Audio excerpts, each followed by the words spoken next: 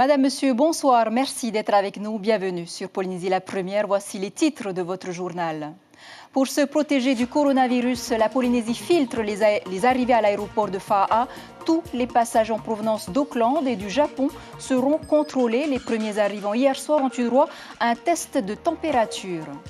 Vous n'êtes peut-être pas encore inscrit sur la liste électorale de votre commune. C'est le moment d'y penser. Des agents du Haut-Commissariat sont d'ailleurs allés au marché de Papeete pour le rappeler. En ce milieu d'année scolaire, le lycée professionnel Saint-Joseph de Utumoro a ouvert ses portes aux élèves de 3e de Tahiti. L'établissement offre en effet un panel très large de formations qui pourrait séduire. En sport, gros plan sur notre 13e athlète nommé pour les trophées du sport. Espoir de l'athlétisme polynésien, Candice Richer s'est spécialisée dans le saut en hauteur, médaillée de bronze aux Jeux du Pacifique. Enfin, notre série à Bora Bora nous dévoile ce soir un chapitre historique de la perle du Pacifique, celui du passage des Américains sur l'île pendant la Seconde Guerre mondiale et des traces qu'ils ont laissées. C'est notre rubrique au cœur du Fénois. Mais d'abord, le coronavirus ne cesse de progresser avec un bilan de 212 morts en Chine, d'où est partie la maladie, et 10 000 contaminations dans le monde. Comme vous le voyez sur cette carte, le virus est aux portes de l'Asie du Sud. En Australie, 8 personnes sont touchées. L'Europe n'est pas épargnée. La France, par exemple, et l'Allemagne sont touchées également. En Finlande, le Moyen-Orient, sans oublier bien sûr les États-Unis et le Canada. L'OMS a décrété l'urgence internationale. En Polynésie, le premier contrôle thermique a commencé hier soir à l'aéroport de Fa'a avec les passagers arrivant de Nouvelle-Zélande et du Japon. Natacha Silagi, Mirko Vanfou. Voici l'équipe anti-coronavirus. Un médecin et 2 infirmières qui vont tenter d'empêcher son entrée en Polynésie en contrôlant la température des passagers. Sauf que ça démarre mal. Comment est-ce que vous vous organisez alors pour ce soir?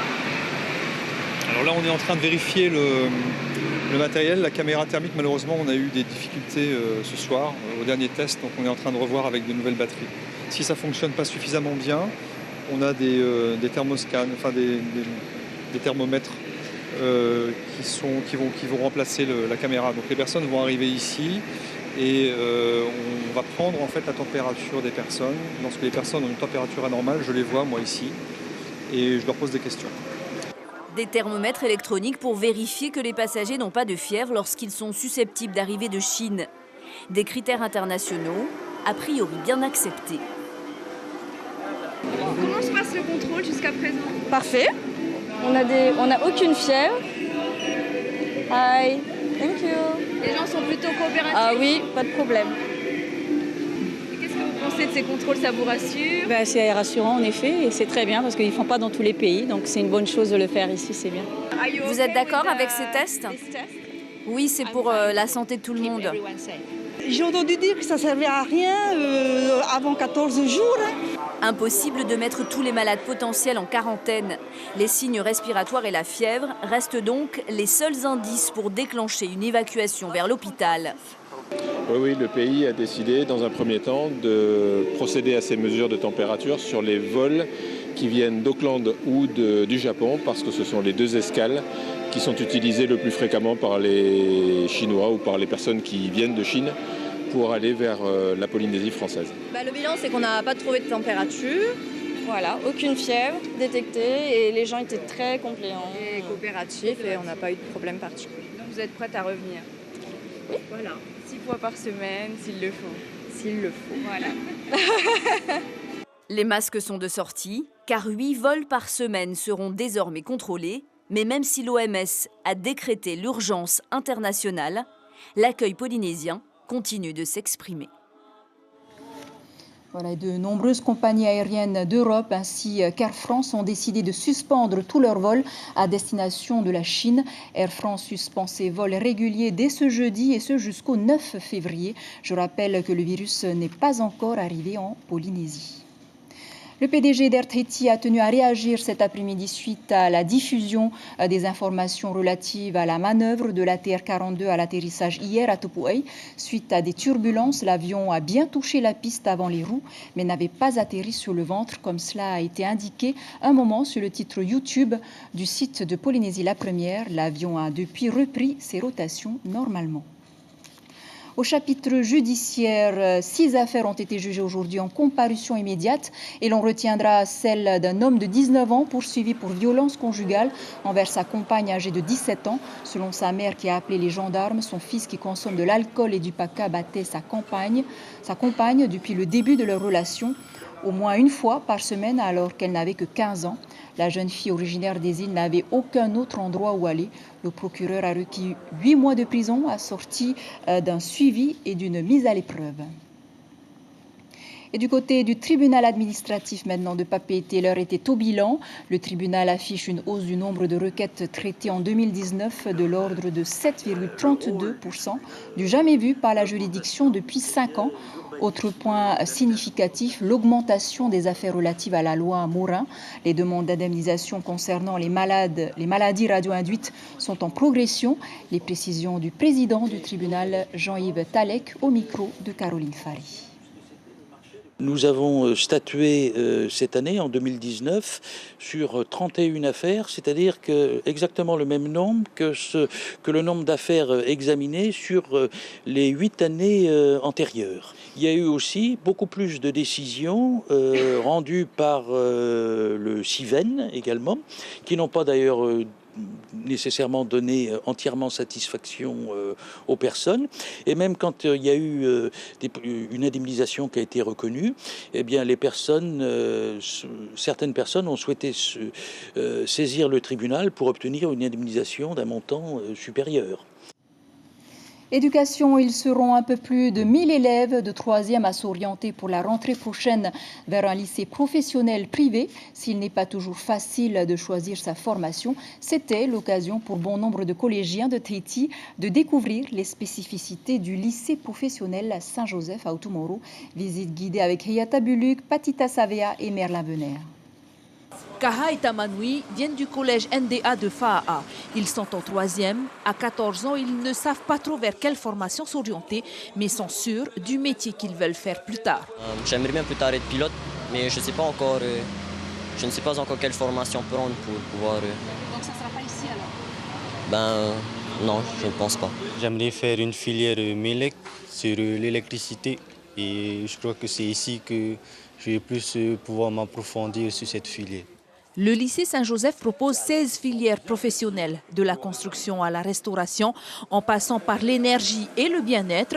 La section esthétique a été ouverte il y a 6 ans et rencontre un grand succès auprès des jeunes étudiantes. On demande surtout une grande motivation, un petit sens artistique parce qu'on fait tout ce qui est nail art, maquillage. Du coup, voilà, il faut avoir ce côté vraiment imaginé et de la motivation. Depuis 2 ans, l'établissement propose une seconde générale avec option sport et musique.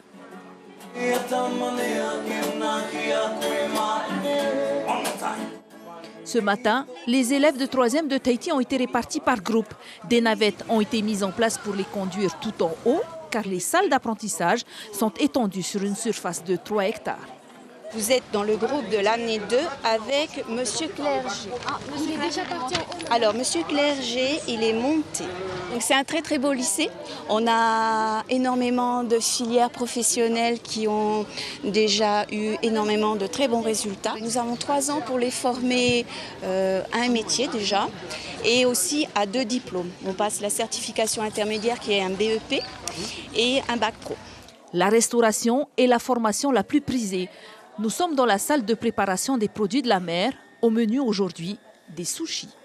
On a fait aussi des sushis et des nigiri. Ça aussi, vous savez. Il faut aimer cette branche parce que peut-être les gens ils disent que c'est du poisson, mais c'est aussi intéressant. Il y a du chaud, du froid. On fait aussi des entrées chaudes et même des desserts. De l'autre côté de la cuisine, un groupe d'élèves prépare de la charcuterie. Tu fais une seconde de BCT, après tu as la première, tu fais un diplôme de BEP et en terminale tu as le bac. Pour moi, non, ça ne me passionne pas tellement. Mais c'est bien de découvrir d'autres aspects du métier. Mais il faut vite se décider. Le lycée peut accueillir jusqu'à 600 élèves. Et les places sont très prisées. Et puis, dans 6 semaines, vous serez invités à élire vos tabanas, à condition bien sûr d'être inscrits sur les listes électorales, d'où l'initiative des services du Haut-Commissariat de se rendre au contact des habitués du marché de Papeete en proposant de vérifier instantanément si les électeurs étaient bien inscrits. Thierry Stempfler, David Coineau. Non, parce que je sais que je ne suis pas repassée à la mairie pour voir. Tu trouves finalement que c'est pratique qu'on vienne vous voir direct? Ouais, là, oui, c'est sûr. Hein, c'est mon travail, j'ai pas le temps aussi. Hein. C'est bien inscrit au bureau numéro 7 de la commune de Papara. Ben oui, je vais faire mon devoir de citoyen. Isabelle n'est pas un cas isolé. La plupart des personnes sollicitées ce matin par les 4 envoyés du Haut-Commissariat ont écouté et répondu bien volontiers.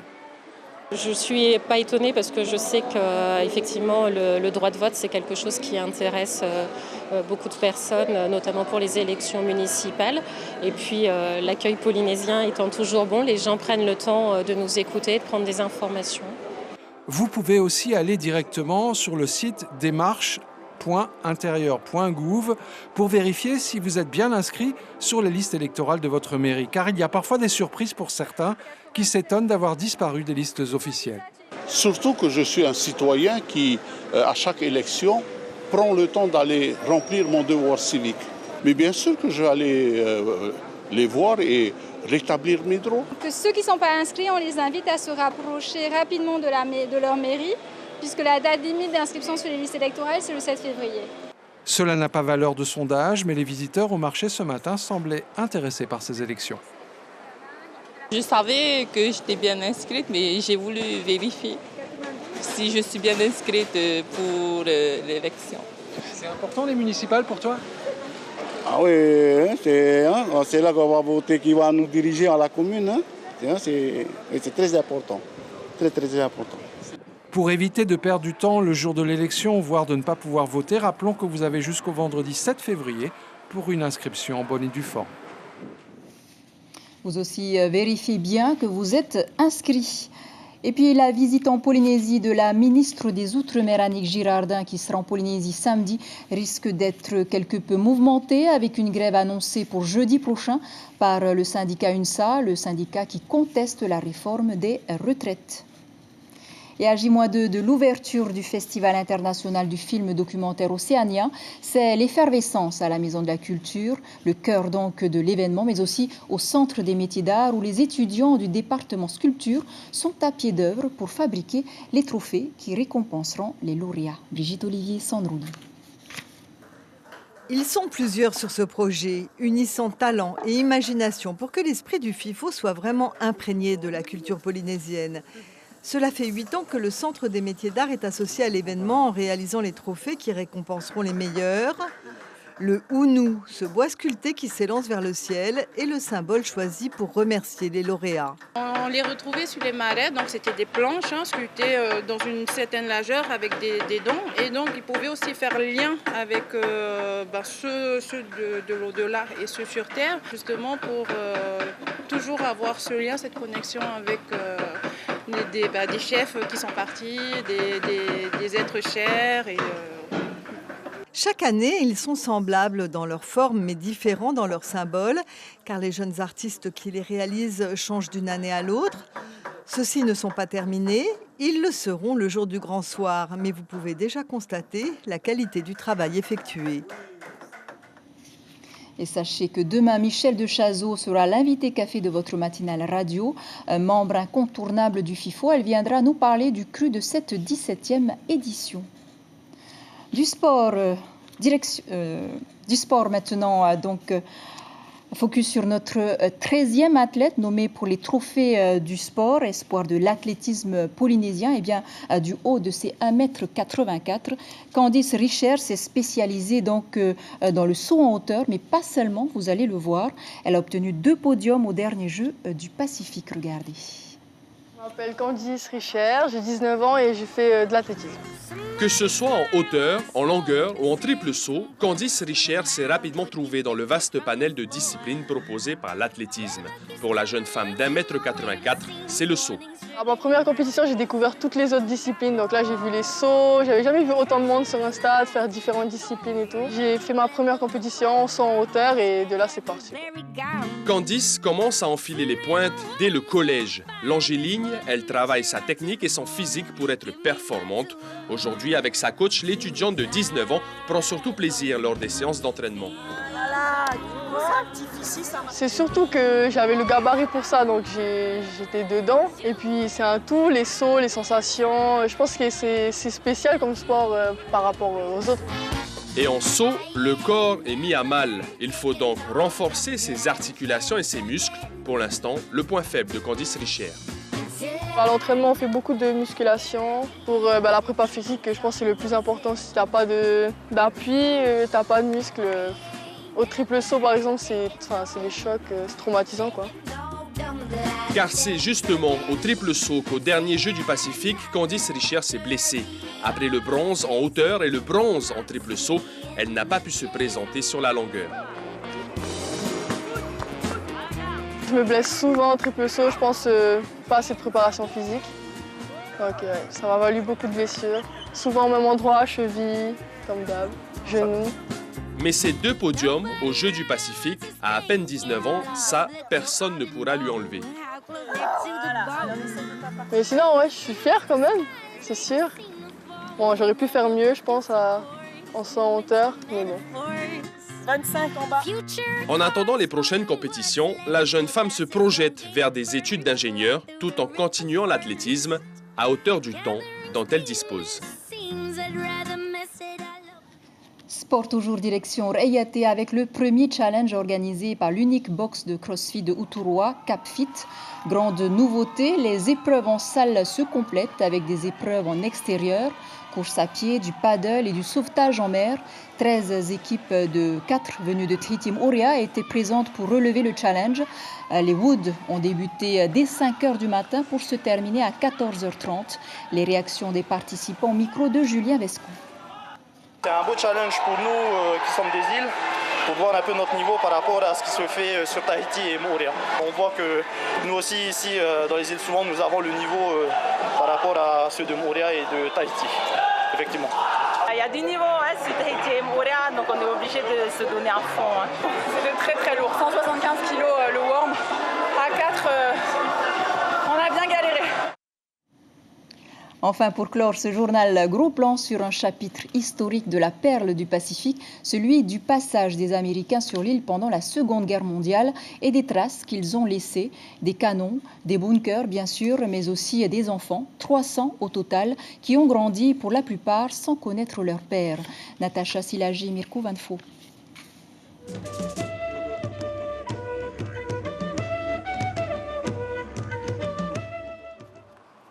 C'est un descendant de GI. Philippe est né en 1946, l'année où les Américains ont quitté l'île de Bora Bora, en laissant 300 enfants derrière eux. Le premier souvenir, c'est le terrain où j'habite là. Parce que quand ils ont fait l'aéroport, ils ont pris les cailloux ici. Ils ont dynamité la montagne. Et devant, ils ont fait un remblai, ils ont fait un quai. Quand les bateaux venaient, ils récupéraient les camions et ils les ramenaient à l'aéroport. Philippe n'a jamais connu son père et les photos qu'il avait de lui ont disparu avec les derniers cyclones.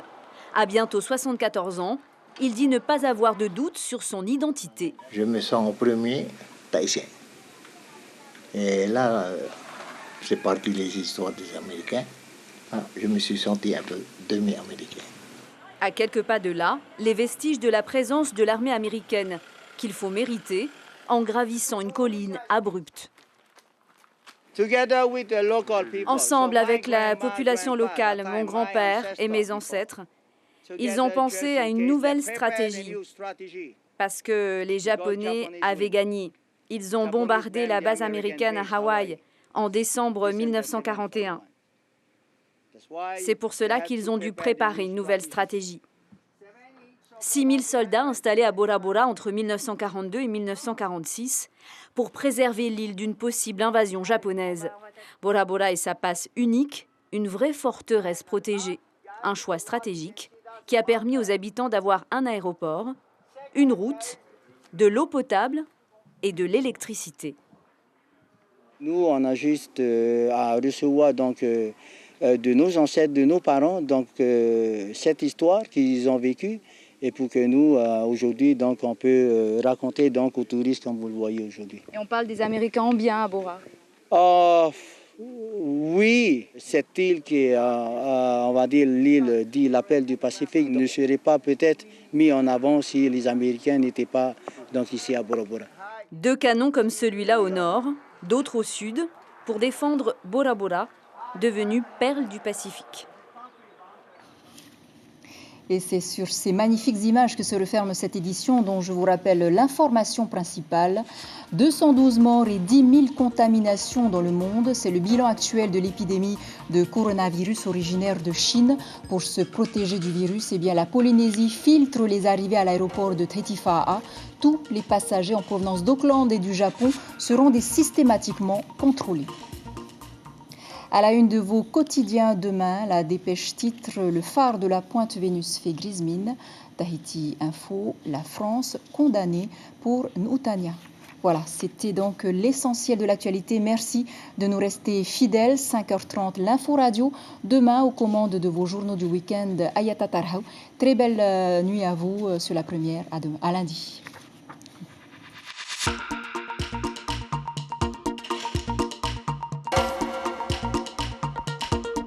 Retrouvez notre journal en replay sur notre site internet.